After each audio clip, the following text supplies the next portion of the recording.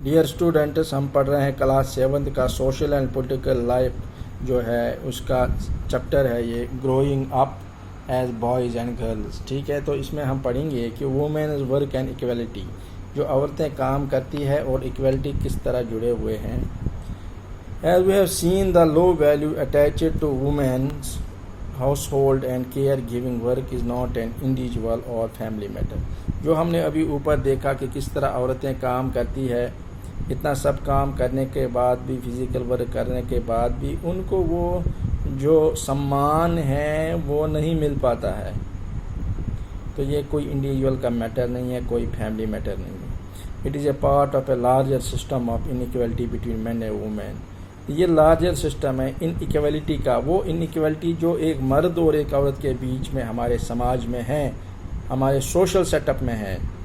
It is therefore has to be dealt with through actions not just at the level of individual or the family but also by the government। ये सिर्फ एक family तक ही नहीं महदूद रखना चाहिए या ये किसी इंडिविजुअल तक ही महदूद नहीं रखना चाहिए। चलो उसको हो रहा है तो बाकी तो ठीक है, लेकिन गवर्नमेंट के लेवल पर भी इसको काम करने की ज़रूरत है। As we now know equality is an important principle of our constitution, वो तो हम सब जानते हैं। The Constitution says that being male or female should not become a reason for discrimination। ये डिस्क्रिमिनेशन होना नहीं चाहिए मेल और फीमेल के बेसिस पर। In reality, inequality between the sexes exists। The government is therefore committed to understanding the reasons for this and taking positive steps to remedy the situation। इसलिए government जो है बहुत सारे स्टेप्स उठा रही है अपलिफ्टमेंट ऑफ वुमेन जिसको हम कहते हैं उनके लिए। For example, it recognise that burden of child care and house work falls on women and girls. ये जानते हैं कि जो हाउस वर्क हो या चाइल्ड केयर हो वो सब औरतों पर ही है। ठीक है, this naturally has an impact on whether girls can attend school. तो ये डिपेंड करता है क्या गर्ल्स अब स्कूल अटेंड करेगी। It determines whether women can work outside the house, what kind of jobs and career they can have.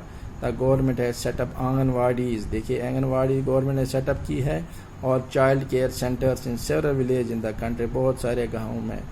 The government has pass laws that make it mandatory for organisation that have more than 30 women employees to provide creche facilities. तो उनको क्रैच facilities भी provide करनी है। जो काम कर रही हम महिलाएँ उनके बच्चों की देखभाल के लिए जहाँ 30 से ज़्यादा होंगी तो वहाँ उनको ज़रूरी क्रैच फैसिलिटीज़ प्रोवाइड करनी है।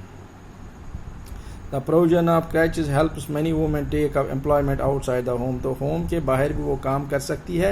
It also makes it possible for more girls to attend school।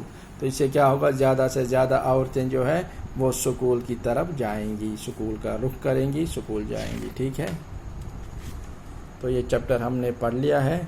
तो इसके अगर कुछ क्वेश्चन होंगे तो वो हम देखेंगे अपनी क्लास में।